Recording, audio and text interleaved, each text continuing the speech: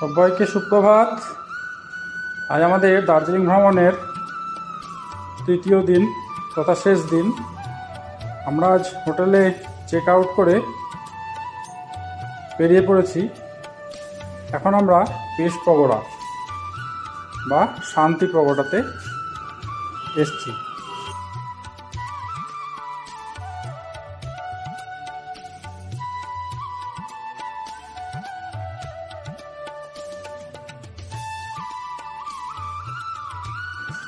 তো বন্ধুরা, গতকালকে টাইগার হিলে আমরা সূর্য ওঠা দেখেছিলাম, কিন্তু কাঞ্চনজঙ্ঘা দর্শন হয়নি।